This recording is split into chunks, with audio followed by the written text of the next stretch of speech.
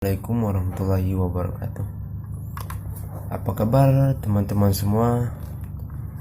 Bahagia, senang sekali saya dapat menyapa teman-teman semua dalam pembelajaran daring ini,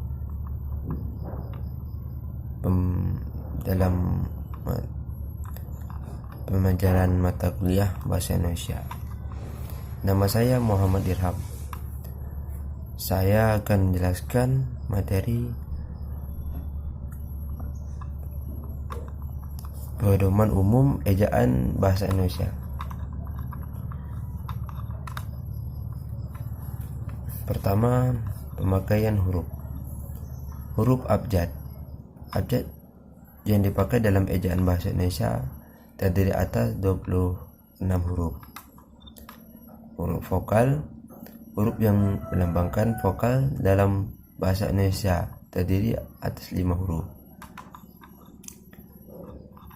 Huruf konsonan, huruf yang melambangkan konsonan dalam bahasa Indonesia. Huruf kapital, huruf kapital dipakai sebagai huruf pertama awal kalimat.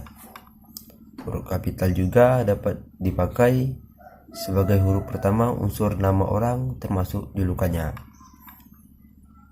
Huruf kapital juga dipakai pada awal kalimat dalam petikan langsung.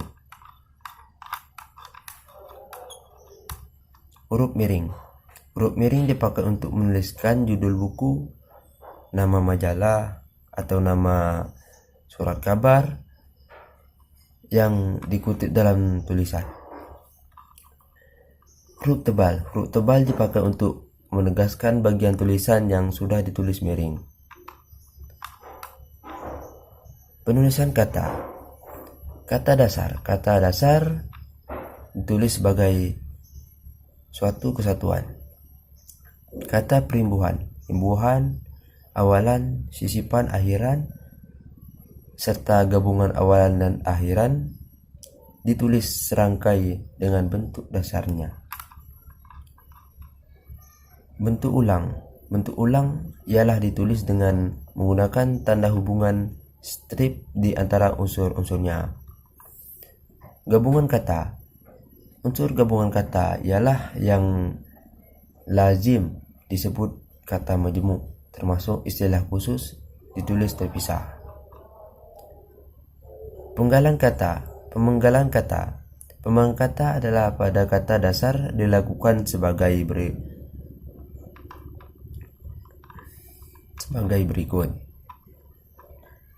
Jika di tengah kata terdapat huruf vokal yang berurutan, pemenggalannya dilakukan di antara kedua huruf vokal itu.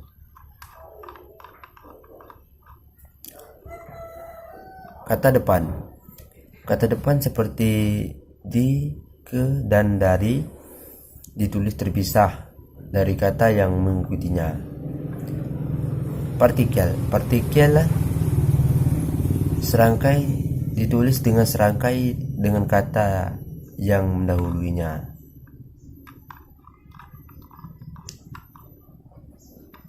Angka dan bilangan. Angka Arab atau Romawi lazim dipakai lambang bilangan untuk nomor.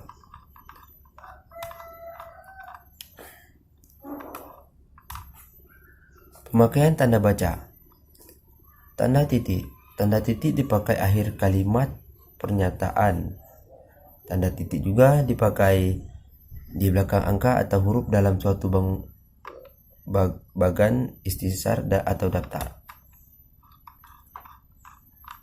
Tanda koma. Tanda koma dipakai di antara unsur-unsur dalam suatu perincian atau pengembangan. Tanda titik dua. Tanda titik dua dipakai pada akhir suatu pernyataan lengkap yang diikuti pemerincian atau penjelasannya. Tanda hubung.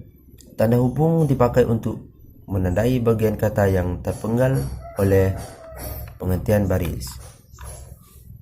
Tanda pisah juga dapat dipakai untuk membatasi penyisipan kata atau kalimat yang memberi penjelasan di luar bangun kalimat. Tanda tanya. Tanda tanya dipakai pada akhir kalimat tanya atau pertanyaan.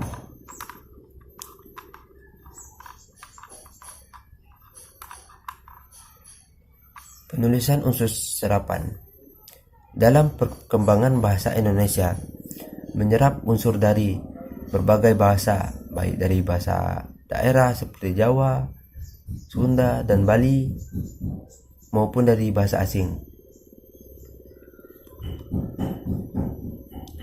Berdasarkan taraf integrasinya, unsur serapan dalam bahasa dapat dibagi menjadi dua kelompok besar. Pertama, unsur asing yang belum sepenuhnya terserap ke dalam bahasa Indonesia. Unsur-unsur dipakai dalam konteks bahasa Indonesia, tetapi cara pengucapan dan penulisannya masih mengikuti cara asing keduanya. Unsur asing yang penulisan dapat mengucapkan disesuaikan dengan kaidah bahasa Indonesia. Dalam hal ini, penyerapan diusahakan agar ejaannya diubah seperlunya, sehingga bentuk Indonesianya masih dapat dibandingkan dengan bentuk asalnya. Sekian penjelasan dari saya. Wabillahi taufiq wa hidayah. Wassalamualaikum warahmatullahi wabarakatuh. We got history, got me feeling the nostalgia when you look at me, thinking about what could've happened or what could've been.